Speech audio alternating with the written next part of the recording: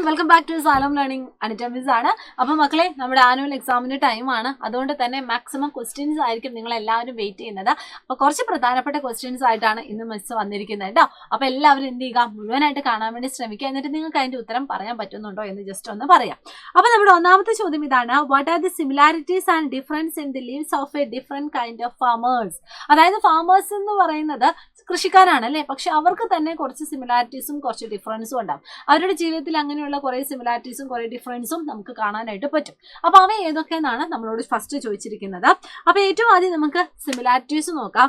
Similarities എന്ന് പറയുന്നത് most of the farmers are fully dependent on farming for their life good. അതായത് അവർ കൂടുതലായിട്ട് യൂസ് ചെയ്യുന്ന എന്താണ്, കൃഷി തന്നെയാണ്.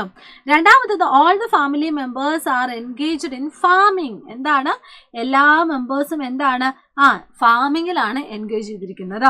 മൂന്നാമത്തേത് they are dependent on rains for irrigation. അവർക്ക് മഴ അത്യാവശ്യമായിട്ടുള്ള കാര്യമാണ്. ഇനി most of them are illiterate. അവർക്ക് അങ്ങനെ വിദ്യാഭ്യാസം കുറവായിരിക്കും, അതായത് എഴുതാനും വായിക്കാനുള്ള കഴിവ് താരതമ്യേന കുറവായിരിക്കും. They use primitive method of farming. അവര് പ്രിമിറ്റീവ് മെത്തേഡാണ് യൂസ് ചെയ്യുന്നത്. അതിന്റെ ഡിഫറൻസ് എന്ന് പറഞ്ഞാൽ എന്തൊക്കെയാണ് മക്കളെ, നോക്കിക്കോ. Some farmers have their own land. അതായത് എല്ലാവരും കൃഷിക്കാരാണെങ്കിൽ പോലും ചില കൃഷിക്കാർക്ക് അവർക്ക് സ്വന്തമായിട്ട് ഭൂമി ഉണ്ടാവും. Less number of family members is engaged in farming. അതായത് ചില ഫാമേഴ്സ് എന്ന് പറഞ്ഞാൽ അവരുടെ കുടുംബത്തിൽ എല്ലാവരും എന്തായിരിക്കില്ല, ഫാമേഴ്സ് ആയിരിക്കണമെന്നില്ല. ചിലർ മറ്റു പല തൊഴിലുകളിൽ പോകും. ചില ആൾക്കാർ മാത്രമാണ് ഈ പറയുന്ന ഫാമിങ്ങിലേക്ക് വരുന്നത്. Some farmers are illiterate and some farmers use modern farm equipments. അതായത് ചില ആൾക്കാർ മോഡേൺ ഫാം എക്യുപ്മെന്റ്സ് ആണ് യൂസ് ചെയ്യുന്നത്. അതുപോലെ തന്നെ ചില ആൾക്കാർക്ക് നല്ല വിദ്യാഭ്യാസം ഉണ്ട്. അപ്പോൾ ഈ ഫാമേഴ്സിൽ തന്നെ എന്താണ് ഡിഫറൻസ് എന്നാണ് ചോദിച്ചിരിക്കുന്നത്. ചിലർ നന്നായി പഠിക്കുന്ന ആൾക്കാരായിരിക്കും, ചിലർ പഠനം കുറവായി, ചിലർ വിദ്യാഭ്യാസം കുറവായിട്ടുള്ള ആൾക്കാരായിരിക്കും, ചിലർ ഈ പണ്ടത്തെ പരമ്പരാഗത മാർഗങ്ങളായിരിക്കും ഉപയോഗിക്കുന്നത്, ചിലരാണെങ്കിൽ മോഡേൺ എക്യുപ്മെന്റ്സ് ഒക്കെ ആയിരിക്കും യൂസ് ചെയ്യുന്നത്. അതുപോലെ തന്നെ ചിലർക്ക് സ്വന്തമായിട്ട് ലാൻഡ് ഉണ്ട്, പക്ഷെ ചിലർക്ക് എന്താണ്, സ്വന്തമായിട്ട് ലാൻഡ് ഇല്ല.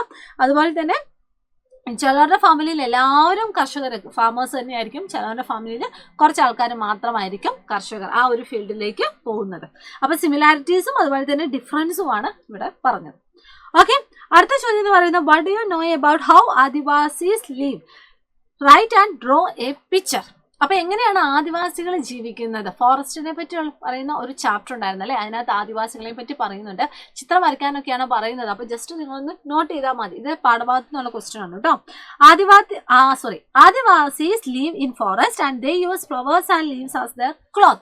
അതായത് ഈ പറയുന്ന ആദിവാസികളൊക്കെ ഫോറസ്റ്റിലാണ് ജീവിക്കുന്നത്. അതുപോലെ അവർ യൂസ് ചെയ്യുന്നത് എന്താണ്, ഡ്രസ്സായിട്ട് അവർ യൂസ് ചെയ്യുന്ന ഫ്ലവേഴ്സും അതുപോലെ തന്നെ ലീവ്സും ഒക്കെ ആയിരിക്കും. പക്ഷെ ഇപ്പോഴത്തെ കാലഘട്ടത്തിൽ ആദിവാസികളാണെങ്കിലും കുപ്പായങ്ങളൊക്കെ ഇടുന്നതായിട്ട് നമുക്ക് കാണാൻ പറ്റും. അവരെപ്പോഴും ഈ പറയുന്ന ഇലകളും അതുപോലെ തന്നെ ഫ്ലവേഴ്സും കൊണ്ടുള്ള ഡ്രസ്സാണ് ധരിക്കുന്നത് എന്ന് നമുക്ക് മുഴുവനായിട്ട് പറയാൻ പറ്റില്ല കേട്ടോ.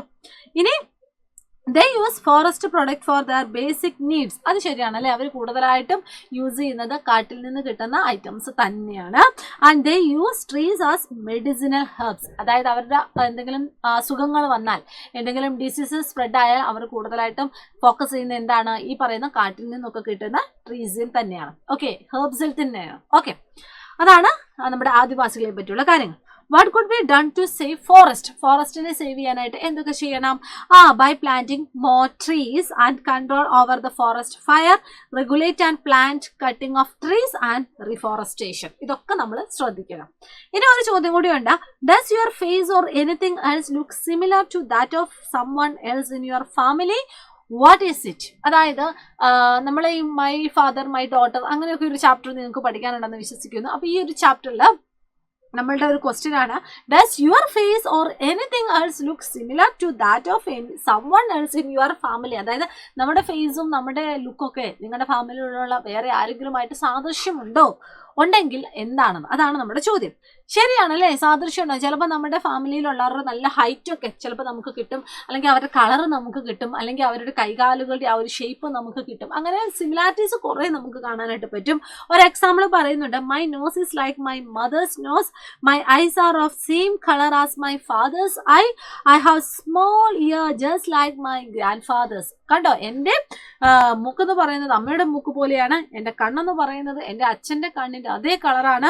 അതുപോലെ തന്നെ എൻ്റെ ചെവി എന്ന് പറയുന്നത് വളരെ ചെറുതാണ്, അത് എൻ്റെ ഗ്രാൻഡ് ഫാദറിൻ്റെ ചെവി പോലെയാണ്.